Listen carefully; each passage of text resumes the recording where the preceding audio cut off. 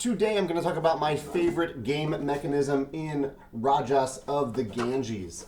This is a game that I played for the first, second, and third time this past weekend at a small convention in St. Louis called Geekway Mini. Whenever I go to a convention like this, which isn't often, I don't have much time to go to game conventions as much as I end up loving them. Particularly this type of convention where you just play a bunch of games. My goal is to play games with as many different people as possible and to play as many different new-to-me games as possible so I can learn from them and have fun.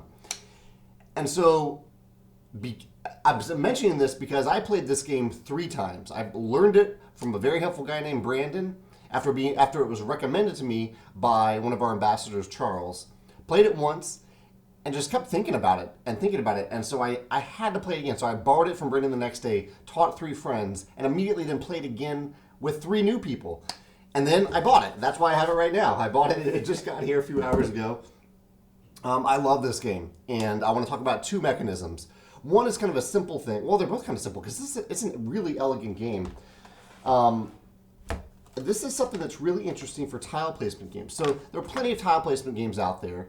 And rarely are you actually placing these tiles on a mat, which I think is nice. It gives you freedom to explore however big you want your city or your empire, whatever you're building to be.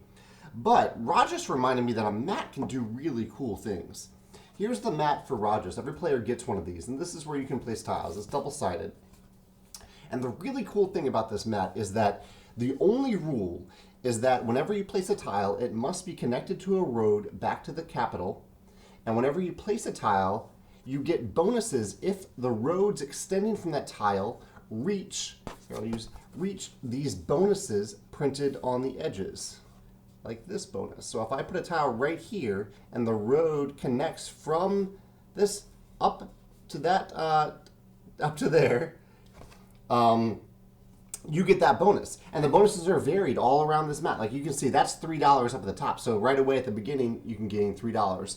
But lower down here, you get some really powerful bonuses. Like even without understanding the game, you can know that a $7 bonus down here, or 8, is more than $3. So the farther away you place these tiles, the better the placement bonus becomes.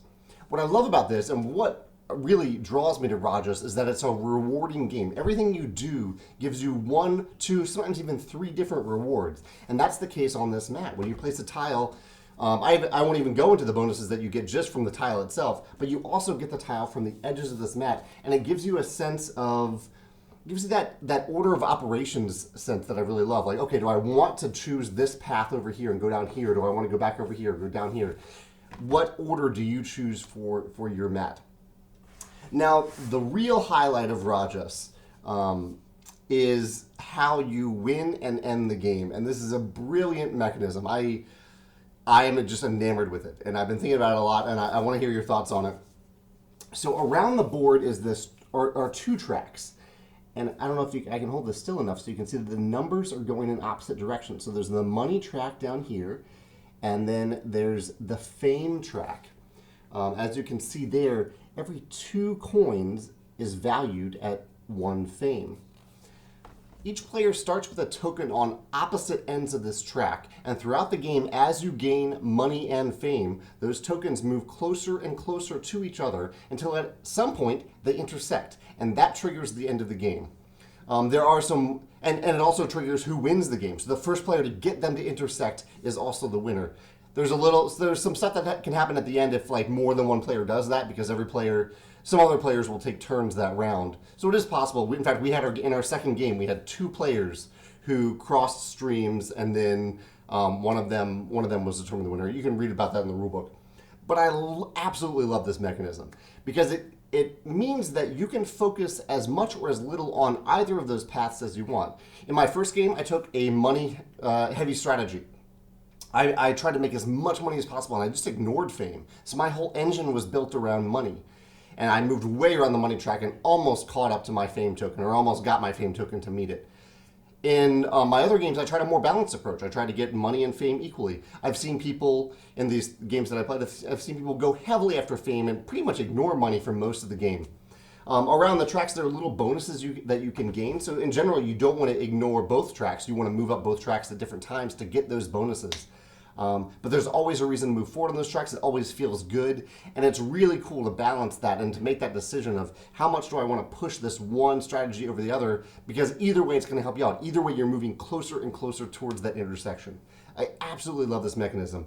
I'd love to explore it in some of my games in the future. Maybe not just with one track going around the board, but maybe with multiple tracks. Like I'm picturing something a little bit like Tzolk'in, where you have these dials, but they would just be circular. So there'll be multiple tracks with two different tokens moving around them, and maybe where they meet means something.